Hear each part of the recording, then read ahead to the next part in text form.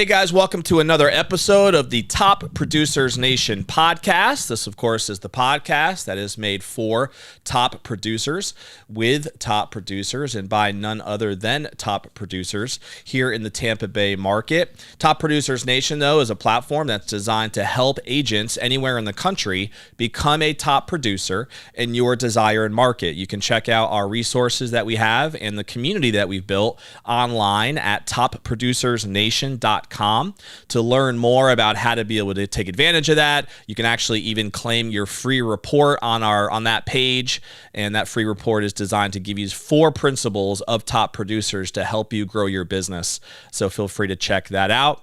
As you know, with our we are local and powered by the Tampa Bay Real Producers platform here in the Tampa Bay market. We are back in our main home base studio here in beautiful South Tampa. Excited to be back here. We were missing it for about a month, and today we get to get back into the home base. So excited about that. I know Rob is fired up to be able to deliver here back at our home base as well. Many of you know that we have our partner series that we've been bringing a lot of our partners that are local here to the Tampa Bay area onto this podcast. And today we have one of our partners, and that is Jenni Canning with Breathe Easy Mold Removal. Jenni, how are you today? I'm well, sir. Thank you so much. No doubt. It's great to have you here. You guys have been a partner now with Tampa Bay Real Producers for about a year. I think it was earlier in 2024. Yes. And I know with some of the storms and stuff that we had in late 2024, you guys have been pretty busy and swamped with a lot of the work. So it's good to have you as a partner. And obviously, we're going to talk a little bit about Jenni's business and how all that worked. So let's start a little bit with your background, though. Did you grow up in Tampa Bay? How did you get here? If not, and eventually, how'd you end up starting this business? Sure. Well, I actually came from a little further north. A lot of the snowbirds in my family came down here, migrated south, and then, of course, needed some assistance. So we all kind of flocked this way. Been here since '87, finished high school, went to college here. Okay. And worked for a fella mold company for 11, 12 years. Oh, wow. So you were in the business pretty early then. Yes, and it's an acquired taste, I got to say. It's not for everyone. But when you were in school, was that always the dream job, as I was going to be helping with mold removal? Never. No, never okay. did I think I can't wait to crawl under a house. It was never my ambition in any way. But, I've always been in the administrative end of a lot of businesses for other people. And it just so happened I found myself in a position where, I could kind of take it a little further, but it had to be very hands-on. So Sure. we did start, lugging drywall and wearing Tyvek suits and a lot of, fun. Yeah, learning all the nitty-gritty work, huh? Absolutely. So you said you were in someone else's company for about 11 or 12 years first? I was. Okay. And I started, again, down boots on the ground. I was crawling under the house and making it happen. But you learn so much that way. And then the very first, most important thing I learned is I don't want to do that forever. So I did find a way to kind of transition into inspections and then eventually into a business owner, which I bought that company from that gentleman, actually. Oh, wow. So this is the same company that you were an employee for at one point? Correct. And now you're the owner of it. So when did you buy Breathe Easy? Back in 2012. The owner Okay. kept threatening to retire. So I found myself in, another great position to make it happen. So I went back to college, got my bachelor's in business, and I bought the company outright, moved it Very from cool. Bradenton this way. Very cool. And that was your first experience and maybe only experience in owning a business? Or did you Yes. always want to run your own business? I knew I'd be running someone's business. So Yeah. the college degree was going to come in handy regardless, but it was kind of crunch time at that point. Yeah. Make it happen. Makes sense. So you had the company since 2012. So, I mean, you've been over a decade now in running the business. Let's talk a little bit about exactly what areas you serve. Are you more than just Tampa Bay? Do you focus mostly on Tampa Bay, Pinellas County? What's your main focus areas? Well, we were for many years down in Bradenton, so we serviced the Bradenton, Sarasota, Manatee community, as well as the side of the bridge as well, kind of stopping about Tampa, Clearwater area. But now that we've moved to St. Pete, this is more a central location, so anything within 50 miles of here. Unfortunately, due to the hurricanes and the overwhelming work that we have tried locally to stay Pinellas no further than Palmetto, Tampa, South Tampa as well. Got it. So the vast majority of your work is Pinellas County by the beaches, I would assume? Yes. Gotcha. And you were mentioning that even before the storms, you guys were still pretty loaded, right? Pretty busy with a lot of the different work that was coming in. So when the storm happened, I mean, help us understand a little bit about what that process was like were you just like inundated with just phone calls? Did it come in different ways? Like how did that whole thing affect your business? Absolutely. Well, the very first calls that we got, and there was still water everywhere, were from previous clients. You know, can you help us? Can you help us? And if I helped every single previous client I could never accommodate it, even if I had all the equipment and the manpower. Right. We were somewhat committed to other projects, again, being scheduled out a month or so already. It was difficult for us to go into damage mode and still accommodate, again, the people we already had scheduled. So it was a little logistics situation there for a minute, but we overcame it pretty quickly. And once determining how very little resources people had early on in the game, kind of helped us determine who we could help and when. Yeah. But it was interesting. It was a challenge, but I feel like we did well. What does the team look like now, Jenny? Do you have employees? Do you have 1099s? What's the structure of the organization? Gotcha. Well, we do go through an employee leasing service and all of that. So we have 5 full-time employees and 1 part-time secretary slash accountant slash mediator. I mean, she does it all. So we do kind of fall under those guidelines so that I'm not the one forced to do payroll and all of the other administrative that I no longer have to do. I love that. But so you get to climb under houses again? Is that weird? I do. And I do all the inspections and estimates myself. Anytime you call, you will get me on the phone. Whether it's 10:30 at night, you send me a text message, it comes directly to me. Okay. You'll never get an answering service. You'll never get... I feel like that very first interaction with people when they call me is important. They need to be able to ask me directly rather than wait for a call back from an inspector. So I feel like that really sets a tone for our relationship moving forward if I'm able to help you. No, that makes a lot of sense. Now, what if you get somebody who calls, say, from like Hillsborough County or Brandon or Valrico or some other area that you might not be serving regularly? Do you have like referral partners that you would send out, or how do you handle that? We do, and actually some of them we've been noticing in Tampa Bay Real Producers magazine as well. It's nice to kind of collaborate with those folks and work hand in hand. I mean, we all can't be everywhere all the time, so yeah, for sure. So there is a little bit of a network there. There is, and it's great. Good to know. Okay, makes sense. So tell us a little bit about, just in your years now of owning the company, what's your relationship been like in working with real estate agents? When have you been able to find yourself serving their needs, or is it like, at what point, I guess, in the process does that usually happen? Help educate us a little bit on that. Well, and prior to the storm, I would say probably 60% of our referrals were through our realtors, our friends and partners. And same to them. You know, we all have kind of a Rolodex, and we share networking and vendors and different things and feedback and experiences. And it really is nice to have those relationships. Just yesterday, I got 4 calls, and they were all referrals from realtors who we've inspected for, done work for. They've seen the results of our work, maybe not worked with us directly. And it's really... You know, it makes us feel good, of course, but it's nice that that confidence level is already out there. For sure. Yeah. I mean, you guys, again, have been around for a while now, so you've built a little reputation. In your industry, is like your Google reviews, or is there anything online that you guys really view as big to kind of build that credibility, or is there something else that you focused on? We recently had our website redone, and we've got some... kinks in the chain that they're working on in terms of leaving Google reviews, contacting us, but they're going to work that out here pretty quickly. But yeah, Google reviews, obviously, with any business, it's very important, because you as a client can look at a company, and although you're not seeing every aspect of their business, you are kind of getting the good, the bad, and the ugly. Sure. And I feel that's very important. So we definitely ask all of our clients to leave us a review. You know, even just if you have a question or a concern. Yeah. That's a good way to reach out to us and get a response. I think you mentioned before that you're getting about 60% of your business still through like your referral partners, through agents. Does that mean the other 40% are just from homeowners directly? Either they find you on Google or somewhere else and reach out to you? Exactly. We do other marketing, and we do a lot of direct marketing. It seems to be coming back, handing out business cards and that kind of thing. But we also have some digital billboards and some other things that kind of drum up and a little more awareness in some of these residential areas. Got it. Yeah. Okay, that makes sense. When you're working through the agent connections that you've had, in your experience, have you found that most of the time it's agents on the buyer side, where they're moving into a home for the first time and there happens to be some existing damage already, and maybe they bought it at a discount or whatever, and that's where you're coming in to help serve that need? Or is it more on the listing side where somebody's trying to get the house ready, for sale, and they still have some damage that they want to take care of before they sell it. Or maybe it's a little bit of both. Like what's been your experience there? Well, now it's funny you say that because obviously there's been an uptick in real estate until recently. So over the last couple of years, maybe since COVID, home values have gone up. People are taking more pride in their homes, maybe because for COVID they were spending more time at home. I'm not sure what the case was. Prior to that, it was mostly buyers. It was a majority of the calls that we got were for buyers, just wanting to know more about the property. It's a big investment. And sure. For some people, the biggest one they'll ever make. But I've seen, again, since COVID, more of a shift in pre-sale inspections, pre-listing inspections, people being more proactive and getting their home ready for sale. I'm sure it has a lot to do with they want to get as much bang for their buck. For sure. But a great deal of it has to do with the stress that can be involved when you determine there's an issue in your home as the buyers are walking through. Yeah. That's really not the most opportune time to come across an issue and have to deal with it.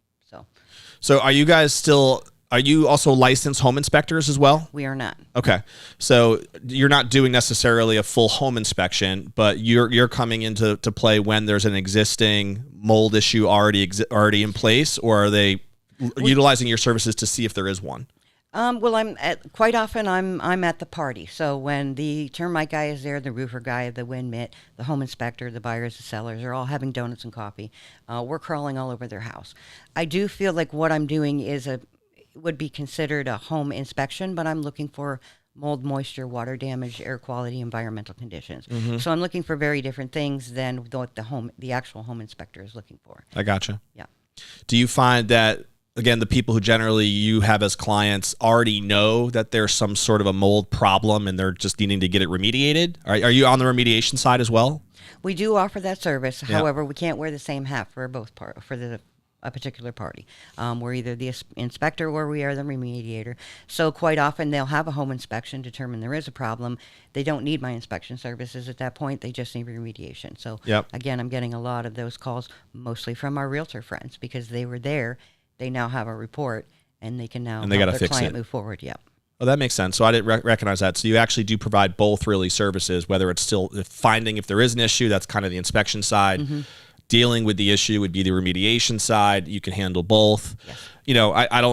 Obviously I don't know a ton about your industry, nothing compared to what you know about mold removal in terms of the art of that, because I'm sure that there's a whole process involved. We've actually had to go through that in our own house unfortunately twice with a leaky sink that we didn't realize was causing some problems. So we had to remodel our kitchen because of that, and had the whole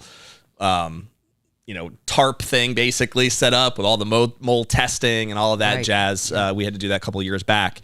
And so is that kind of like your typical service, would you say, is just, doing the testing, making sure that you understand exactly what the levels are of mold, and then putting some sort of a treatment plan in place? Would that kind of be the bulk of your services?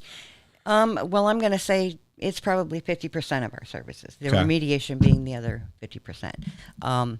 But again, quite often some other inspector has already provided that service and they'll come to me. So now I get the opportunity to sit down with the client being a licensed assessor and say, okay, let's interpret the information you've gotten from other parties. Let's put it all together, come up with that treatment plan like you mentioned, and then from there we can estimate to do the treatment plan. We can perform it. So it's, a lot of it is me doing the inspection and the assessment, passing it off, knowing another party will step in, or being that other party to step in once the preliminaries have been done. So it's about half and half. Is there anything you feel like real estate agents should know, or in your experience, it was always good if they did know X that helped the process go smoother at all, in how that, how they would want to set the right expectations maybe with their clients if they know they're going to be utilizing your services? Sure. Well, if you're on the seller's end, for sure, consider doing the pre-listing inspections. Let's get some of these problems addressed, out of the way, documented, so that you guys can move forward seamlessly through the selling process. For buyers, certainly we want their real estate agents to be their advocate. If they see something, smell something, just don't have a good feeling about something, take that extra step, have it inspected. But real estate agents are the eyes and nose and ears and the advocate for their client. So, just be prepared to bring a flashlight. Every real estate agent should have a flashlight.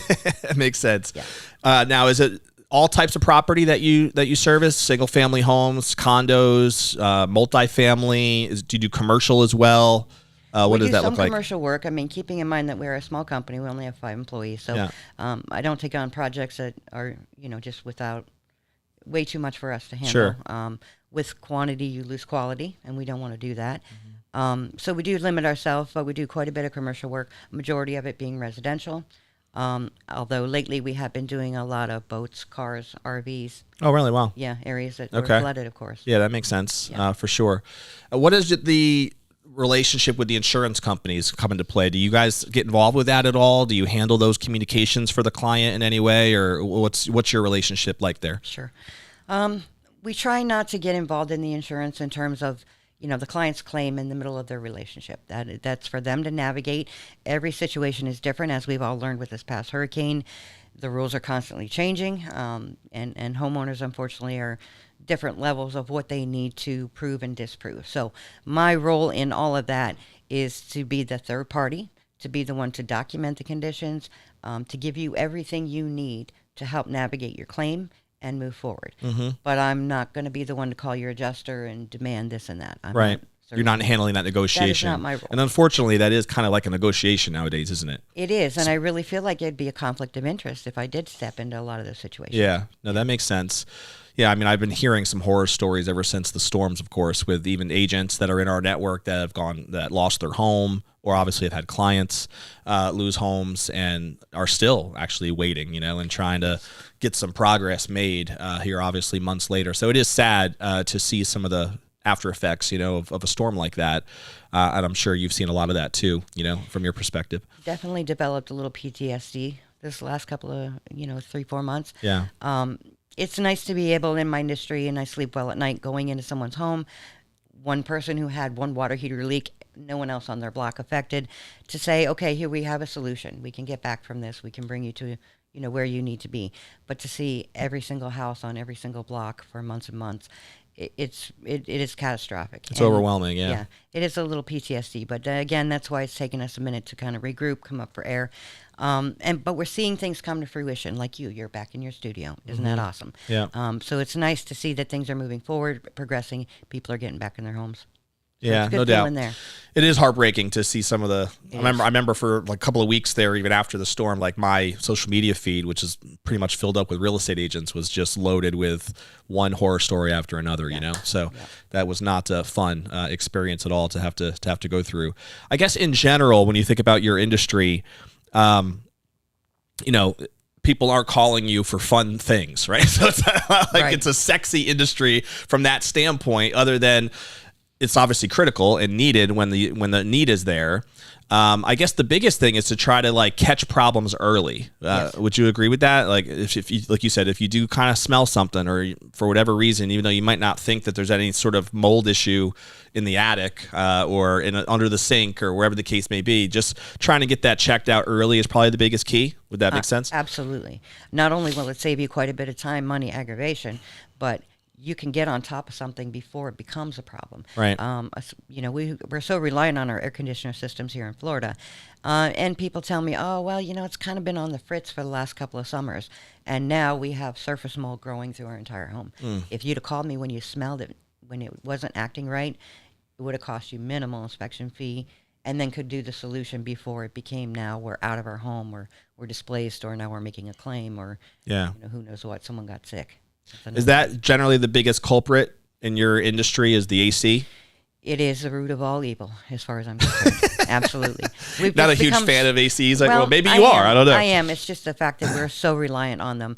And unfortunately, we have a lot of folks who come from other places who aren't really versed in what an HVAC system does. Yeah. They have old furnaces up north. They open the windows during the summer. Right. They're a very different monster here. So I feel like education is really crucial, especially if you're coming from another climate, or you've just bought a home.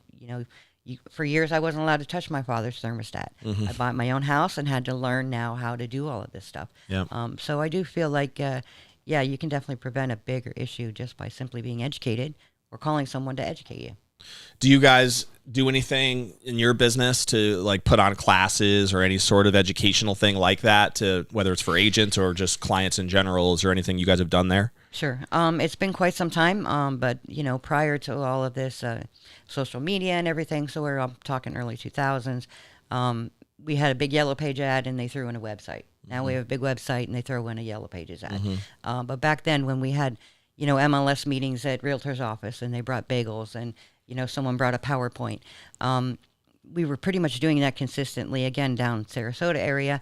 To just educate realtors and just kind of have a homeowner 101, what to teach your new home buyers and et cetera. But every inspection is an opportunity for me to educate whoever's buying the home, selling the home. Yeah. So it's nice to be able to still interact and be able to do that. However, it's not just to a room full of people. Yeah. No, that makes sense. And I guess I'd like to get back to that, though. I feel it's important. Yeah. I mean, I know a lot of the brokers and even agents many times that we have in our network will have people like you in their offices regularly, like this one right here, right? Just to be able to do that, have your presentation, and they bring their teams together. So that might be an easy way for you to get connected with some of the people here through our network as well, and make that happen maybe more often this year in 2025 for sure. So let's switch a little bit to just some of the personal side for people to get to know you a little bit more, Jenni, and learn a little bit more about your story. So you said that you've grown up here now since the 80s, I guess. Are you married? Do you have kids? What's your story there? I'm not currently married. I'm in a relationship with a gentleman. We've been together 13 years. I have a couple of grown children and now a couple of grandchildren and some bonus grandkids, which is wonderful. So you got a legacy going there. I do. Are they local or all over the country? They're fairly local. For the most of us, Nice. are within 25 miles of each other, which is great. Yeah. What do you love to do for fun when you're not digging under people's homes? If you ever have the time for that. I do have an herb garden that unfortunately was devastated by the storm, so I'm trying to work on that and get that back to life. But I'm definitely an avid pool player. I Really? went to Vegas with the ladies nationals team 2015. Like billiards? So, yes. Oh, nice. So I'm gotten back. So you got into some that. skills with the billiard tables, huh? A little bit. don't play for money, but yeah. I remember I used to play a lot when I went to University of Tampa for school. So my roommate was kind of into pool, and every now and again we'd go out and try to, we didn't hustle anybody because I wasn't good enough to make that happen, but we would have some fun for sure. So how often do you get to play?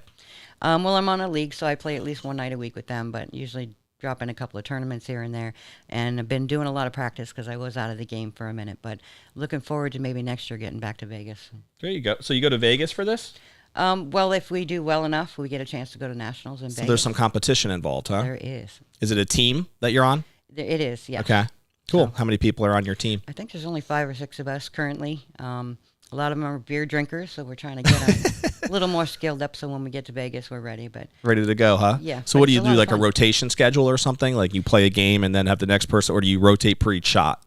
Well, no, you actually rotate per matches. So per match, okay. It's all based on handicaps, how many games you will play in that match. I gotcha. Yeah, and then we get scores at the end of it for being good players and being congenial. And so where do you rank out of your 5? Are you the anchor? Are you the lead? What's the deal with your story? I feel like I'm an anchor, but you're going to have to ask my captain about that. It's a new team that I've joined. But I have kind of impressed them with some of the skills and what I've got. So I feel like they're going to be bumping my ranking up here very soon. There you go. There you go. So if an agent wants to get on your good side or connect with you, it's all about pool, right? Just hey, I carry get you a new pool stick or something, right? I'm sure you right. want very specialized needs, though, in that area, I would imagine. Absolutely. James Adams. He was a guy That's right. James Adams was a pool player. We had him on the show. Fantastic. He's a top producer up in he's like Pasco County, I believe, right? Yeah, so he's a little bit more north. But yeah, that would be a good introduction. Fantastic. That's right. That's right. We actually had them in the magazine with some pictures of him with competing on the billiard side. So I'll have to take yeah, you guys should connect for sure. That sounds sure. good. Okay, a couple rapid fire questions for you. You ready? Sure. So, do you have a favorite book or movie? Well, not movie. How about book or seminar, author even? Anybody who has ever made an impact personally or professionally on you, would you say? Gotcha. Well, there would actually be quite a list, but I'm going to say, and the ones that I keep on my desk even to this day is Who Moved My Cheese and the 1 Minute Man. It's a great book, yeah. I mean, especially for a business owner. It is, and I actually bought copies for my staff, and they laughed at me a couple of years ago. But since they read them, they're like, you know what? I can kind of relate, and I can see. So it's fun. I mean, I do read a lot of personal stuff, but honestly, lately I've been so busy with industry stuff, haven't had a chance. I hear you. Yeah. So you mentioned the industry thing again. I was just curious, like what gets you excited as the business owner now? I mean, do you set annual goals at all, or I don't know. Again, every industry is different as to how you would view that. Obviously, the number of jobs that you would do is something that you can obviously affect based on your marketing and so forth, but it's also a lot of it comes to you, right? Based on needs and what's available. So I was curious, how do you think about like your business in that way? Do you set annual goals? How do you get excited about certain milestones that you're trying to go after, or do you just kind of take the business as it comes? Well, we were taking the business as it comes, especially again during COVID. After that, we were kind of put ourselves in a position where we could pick and choose. And I think our biggest goal over the last couple of years is learning more, experiencing more. So we're taking on different types of jobs, maybe things that we haven't, marketed for or kind of geared our thinking toward. So it's nice that we're seeing a lot of different aspects of the mold industry that we would strictly before only take residential, and now we've delved into some other bigger things, which diversified a little bit, which is great. So experience and knowledge was really what we were going for. Keeping in mind that we are a small company, so we really can't take on much more than what we can handle. So, in terms of taking on more jobs or making, more sales, we really weren't thinking that way because we've already kind of capped out to where we were and didn't want to take on too much more. But the experience has been phenomenal.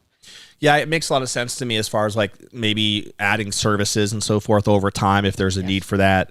And obviously that would require the education part, right? To be able to do that. But I can see where that would play into the growth, right, of the company for sure. Back to the rapid fire question thing. I was going to ask you before about a favorite movie or TV show. Anything come to mind? Oh, I just finished watching The Good Place, and I'm sure I'll have to go back and watch it again. The Good Place. The Good Place. Rob's nodding his head over there. He must be a fan. Yeah, awesome. I haven't seen it actually. What is it on Netflix or what? Is it Netflix, Hulu? I think it is Netflix. Possibly, Okay, yeah. Interesting. It's a TV show. It's a series, yeah. Gotcha. Kristen Bell. Okay, I'll have to check that out. Oh yeah. I'll have to check it out. Cool. Maddie was the one who was watching it, and then I just happened to pop in a couple times. The Good Place. It's a comedy. Yeah. Yes. Okay. All right. Always It's a good for little dark recommendations. comedy. I write down some of these different things so I can always check them out later, All right. So this is what I would call our legacy question, Jenni, just to get people to think about the future a little bit. So when that day does come, hopefully many, many years from now, and you're sitting on that rocking chair and thinking about your legacy, right, and the business you've been building all these years, obviously your personal relationships as well and the importance of them. What do you think would be most important to you in terms of what you'd want to be most remembered for, what you'd want that legacy to be if you were able to, look back? Absolutely. And it's intentionally, at the beginning of all this, when I did decide, okay, now I get to be a mold guy, the mold lady, again, never having that thinking before, was always I want to leave something behind. I want to be able to support myself and my family for the duration. And when I do end up in that rocking chair, what am I physically going to leave for my family? So I'm hoping they do kind of, take what I've built and run with it. It definitely is a good career and a good industry. Keep the business going in the family. Plenty of it here in Florida. That'll never. Do any of your kids work with you now? My daughter is my office manager and secretary. My other daughter, Samantha, actually ran one of my remediation crews. Oh, cool. And was working on getting licensed. So, yes, to some degree, it's kind of a family business. Nice. So I'm hoping that, number one, I can collect a paycheck while I'm sitting in that rocking chair. That is one of the ultimate goals, of course. But I do want to make sure that as we continue, whether I'm in the midst of it or not, that we continue that trust, we continue that integrity, that we do what we say we're going to do when we say we're going to do it, and we don't, under promise, over deliver.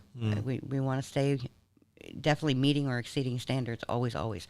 And anytime someone talks about me, in a rocking chair or not, I kind of want those words associated with our reputation and with me specifically. Yeah, no doubt, Jenni. I appreciate you being here for sure. If somebody wanted to pick your brain a little bit more, whether it's an agent who knows that they have clients who are going to have your needs, or they wanted to make sure you're one of their preferred vendors on their list, maybe it's even a homeowner who just has a need and they need someone to reach out to in an urgent situation, what's the best way for someone to reach you? Well, certainly going to our website and requesting a consultation of some sort, breatheeasymoldremoval.com. You can always email me, breatheeasymoldremoval@yahoo.com. Email, text message are the best ways. Cell phone number is 727-564-8065. Cool. And we'll put that up in the description. I know you guys have a Awesome. Facebook page as well, right? We do also, yes. Yep. So you can find them there. Again, it's Breathe Easy Mold Removal. You can find that on their website. Just Google them. You can also find it on Facebook for sure. We appreciate you being a partner with Tampa Bay Real Producers and being able to come in today and take a little of your day away. I know it's not easy to get you to be able to get away from the job, and I know that there's a lot of people calling on you, and you probably had your phone probably blow up about 50 times during our hangout here today, right? So I'm glad that we can get you in, though, and hopefully we'll have you a part of some of our events this year in 2025 so our audience could get to know more about you and your story, and I think this episode hopefully will help them find that, since you can find this on our YouTube channel at any time. We'll end with a call to action, which we always do to the audience. And with all of our episodes, we always want to emphasize the importance of taking action. Tony Robbins talks a lot about that. Whenever you listen to something or read a book or do any sort of audio, if you don't do something, and do even if it's something little, something small, just to take action on what you just heard, then you end up missing a lot of the value. And that's really the same thing with these episodes. So maybe there was something that we talked about today that, you just want to add Jenni and her services onto your vendor list. Could be a very simple thing, and maybe a follow-up conversation could be that action step for you. Maybe you need to do a little bit of research on your own about a client or two of yours that's going through a situation, and you might need to, you heard Jenni talk about the importance of the educational part of this and how to do why it's important to do pre-inspections even more nowadays than it was before. So, what is it for you? Maybe it's even just the book or the show recommendation that Jenni threw out there that you want to check out on your own. But take action, do something that's going to propel you forward. That way you'll build that habit and that muscle, and you'll start getting used to doing that every time that you listen to either one of our episodes or get inspired somewhere else as well. If you don't already subscribe to our show, just click the little button below. That way you'll be notified every time we drop a new episode, which is weekly, with our Top Producers Nation podcast. Once again, check us out at topproducersnation.com to visit the community, get your free report on how to be one of the top producers in your desire and market. And we will, of course, see you on the next episode of the Top Producers Nation podcast. We'll see you later. Bye.